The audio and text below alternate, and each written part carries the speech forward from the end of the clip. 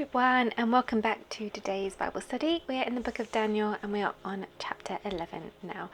So thank you for your patience as we had a short little break in between chapters 10 and 11.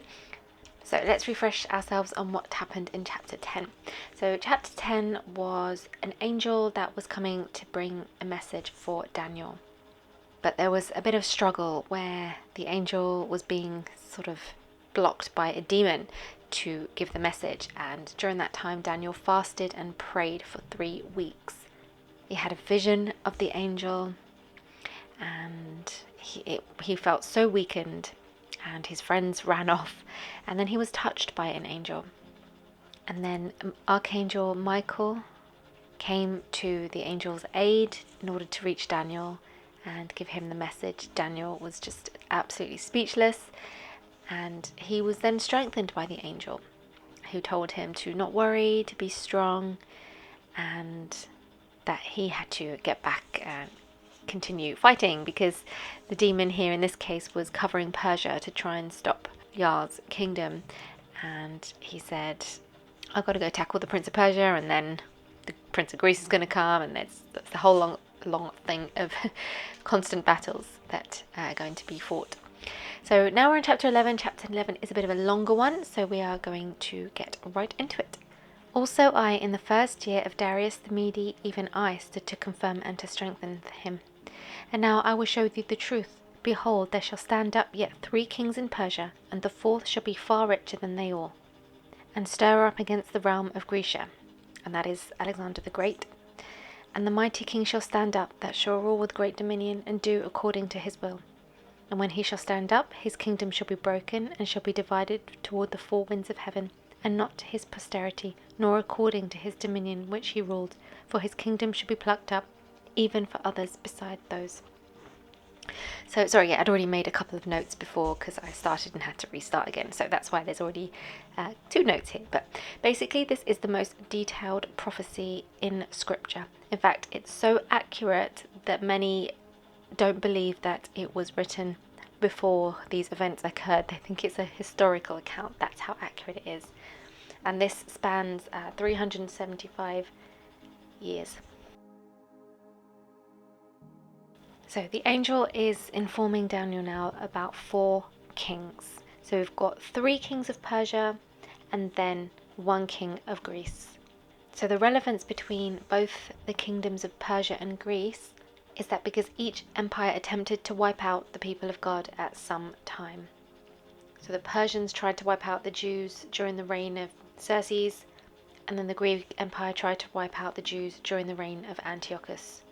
So this prophecy doesn't really focus on Alexander the Great because he actually didn't harm Jerusalem. And in fact, apparently he was shown this book of Daniel by the high priest, and he was so impressed with it that he actually spared Jerusalem and granted it religious toleration, apparently. And so we know after Alexander the Great's death that Grecia was split into 4 empires. And so the rest of this in the north and south represents 2 of the 4 inheritors of his realm, because these 2 are the ones who fought over the promised land. It sat in the middle of the 2 centers.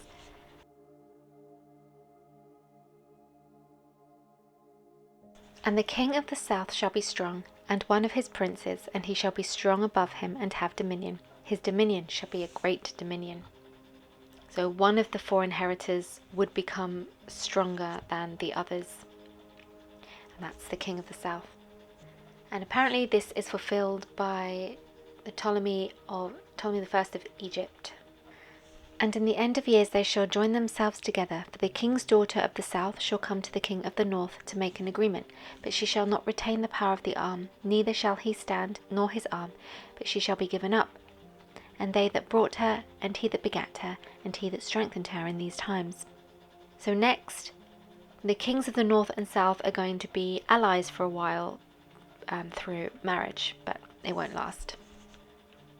There's some history I'm reading in a commentary I had no idea about. I need to dig deep into this, but it's very interesting. Apparently, so the marriage was between Antiochus II and Berenice, who was the daughter of Ptolemy II. And when Ptolemy II died, Antiochus II kind of cast Berenice to the side and took back his former wife, but his former wife didn't trust Antiochus, so she poisoned him.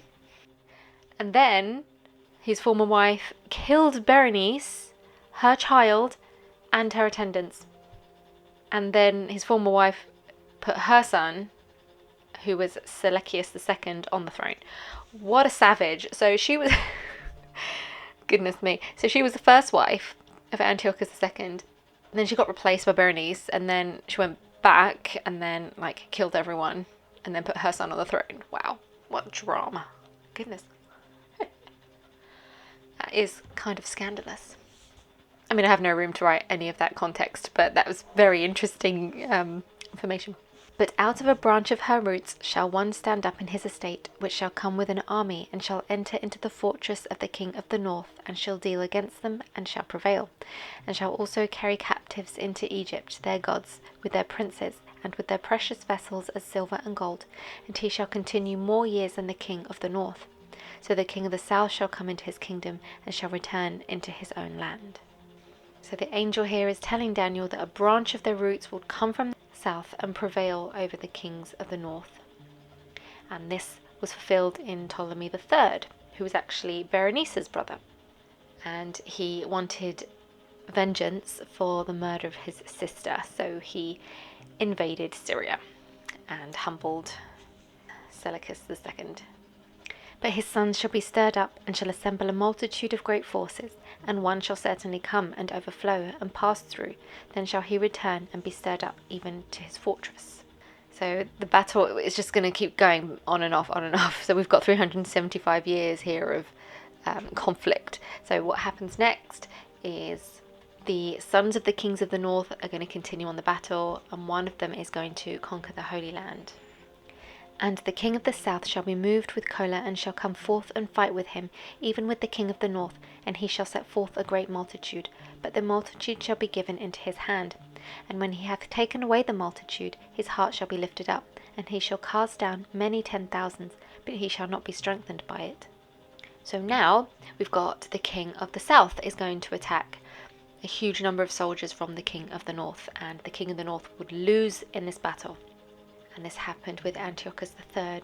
For the king of the north shall return, and shall set forth a multitude greater than the former, and shall certainly come after certain years with a great army and with much riches.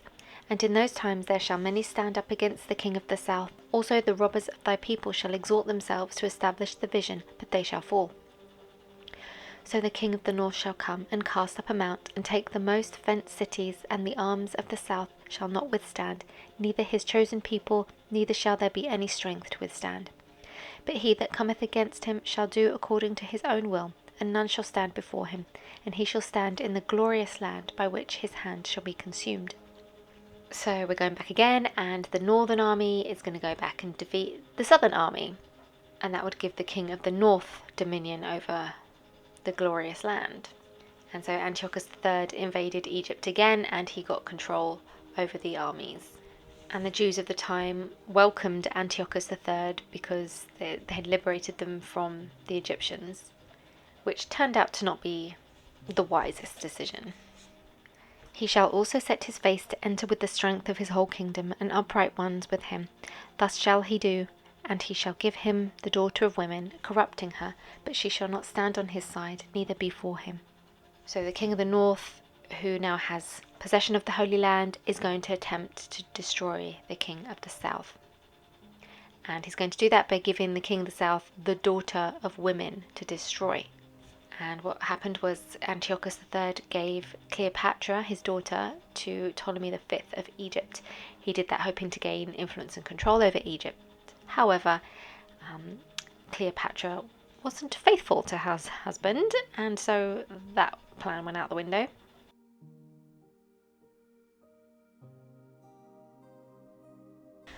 After this shall he turn his face unto the isles, and shall take many, but a prince for his own behalf shall cause the reproach offered by him to cease.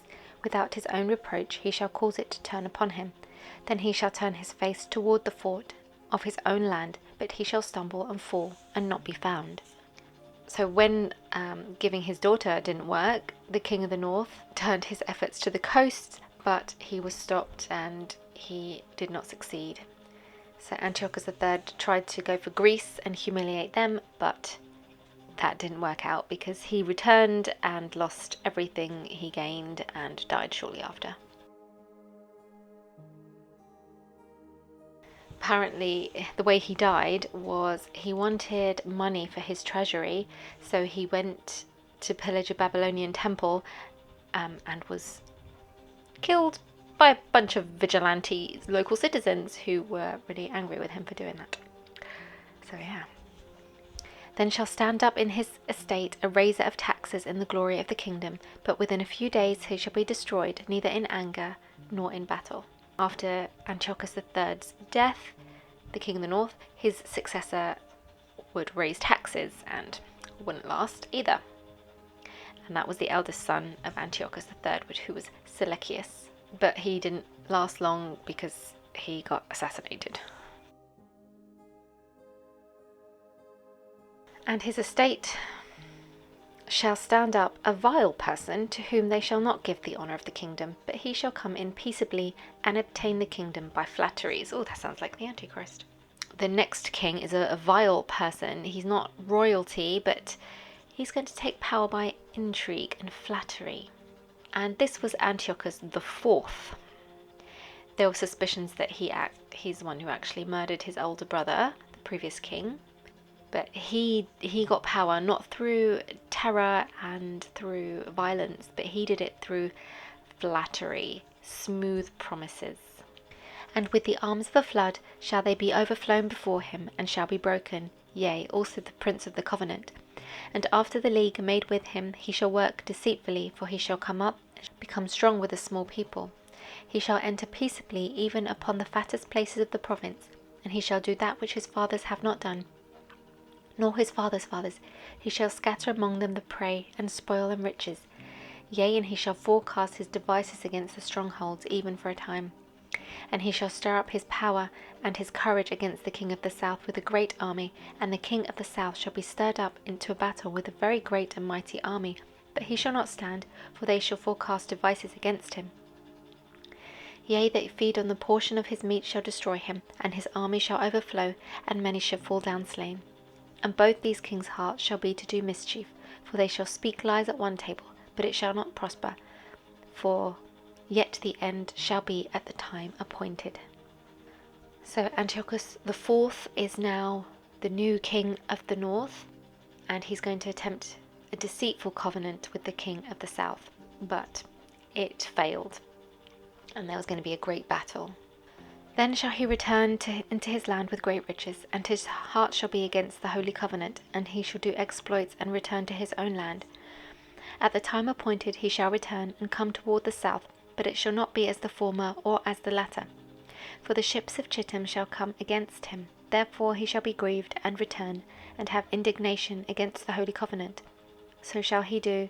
He shall even return and have intelligence with them that forsake the holy covenant. And arms shall stand on his part, and they shall pollute the sanctuary of strength, and shall take away the daily sacrifice, and they shall place the abomination that maketh desolate. And such as do wickedly against the covenant shall he corrupt by flatteries. But the people that do know their God shall be strong, and do exploits. And they that understand among the people shall instruct many, yet they shall fall by the sword, and by the flame, by captivity, and spoil many days. Now when they shall fall, they shall be holpen with little help, but many shall cleave to them with flatteries. And some of them of understanding shall fall, to try them, and to purge, and to make them white, even at the time of the end, because it is yet for a time appointed. So Antiochus IV here is returned from Egypt. He is bitter because he lost, and he took it out on Jerusalem. He then set up an image of Zeus at the altar, and he demanded sacrifice to this image. So some of the Jews forsook their covenant with God, and they embraced the culture of Antiochus, and those who knew God took a stand for righteousness in the face of persecution. And again, I'm seeing a lot of mirrors with the end times and the Antichrist. The same is going to happen. It's going to be, do you want to go with the way of the world with the mark of the beast, or are you going to stand by God and suffer the consequences. And the king shall do according to his will, and he shall exalt himself and magnify himself above every god, and shall speak marvellous things against the God of gods, and shall prosper till the indignation be accomplished, for that is determined shall be done. So we've ended here with Antiochus IV, and that this is going to go for an appointed time, even to the end. And God is allowing it because he's got a purpose for whatever is happening here. So now it sounds like the Antichrist is being described. The angel is telling him that a new king's going to come and blaspheme God and exalt himself. So this was in the past, this is yet to come, the final AC. So commentary is pointing out here that the Antiochus IV is basically what I said, a historical preview of the Antichrist. And that's why there was so much information just about him, because it's like a trailer for the final Antichrist at the end times, the final world dictator. But it says here he's going to prosper until the indignation be accomplished. So he's going to do a lot of damage. God's going to be in control the whole time. It's all for his purpose. And that's what we need to remember when we're looking at the world falling apart around us. We need to remember God is in control. He's doing this for a reason, and we have to trust him. Neither shall he regard the God of his fathers, nor the desire of women, nor regard any god, for he shall magnify himself above all. But in his estate shall he honour the God of forces, and a god whom his fathers knew not shall he honour with gold and silver, with precious stones and pleasant things. Thus shall he do in the most strongholds, with a strange god whom he shall acknowledge and increase with glory, and he shall cause them to rule over many, and he shall divide the land for gain. And at the time of the end shall the king of the south push at him, and the king of the north shall come against him like a whirlwind, with chariots, and with horsemen, and with many ships, and he shall enter into the countries, and shall overflow and pass over. He shall enter also into the glorious land, and many countries shall be overthrown. But these shall escape out of his hands, even Edom and Moab, and the chief of the children of Ammon. He shall stretch forth his hand also upon the countries, and the land of Egypt shall not escape. But he shall have power over the treasures of gold and silver, and over all the precious things of Egypt, and the Libyans and the Ethiopians shall be at his steps. But tidings out of the east and out of the north shall trouble him. Therefore he shall go forth with great fury to destroy, and utterly to make away many. And he shall plant the tabernacles of his palace between the seas in the glorious holy mountain. Yet he shall come to his end, and none shall help him. So the angel here is describing some kings coming against the Antichrist in a battle near the Holy Land. Again, we've got mention of the king of the south and the king of the north. We can't be sure of what that is now. Who knows? Time will tell. Anything can happen. There's going to be a battle, and ultimately the best line is, he shall come to his end, and none shall help him.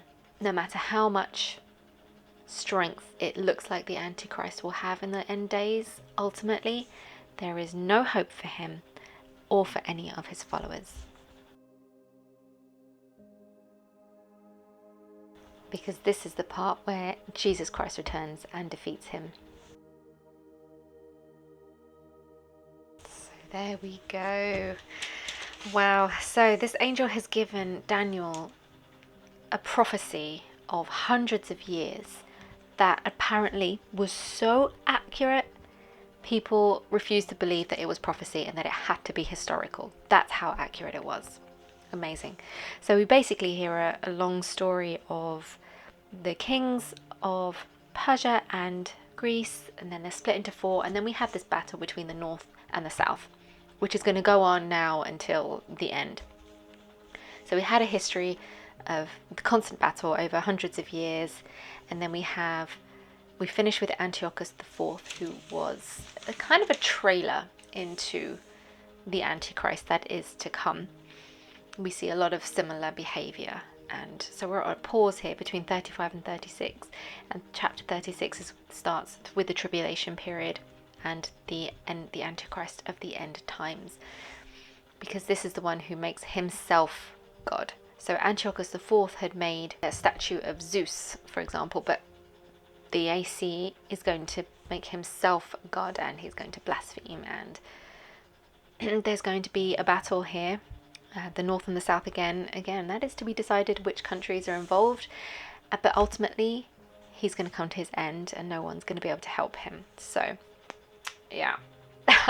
There we go. That was a long, intense chapter. There's so much history in there that I just can't wait to dig into. But for now, it's an overview of what was prophesied, and what actually happened was basically in line with that. So there you go. And then we are on chapter 12 next, which is the final chapter of the book of Daniel. And then I'll let you know what book we're going into after this one as well. So thank you for joining me today. I hope this has blessed you. Please do leave any thoughts and takeaways you've got in the section below. Remember, Jesus loves you. God willing, I'll speak to you soon. And until then, have a blessed day. Bye. Although the robbers... Seleucus. I'm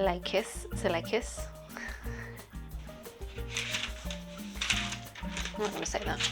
I can't even see what that says there. He shall exalt himself and magnify the I won't say that then.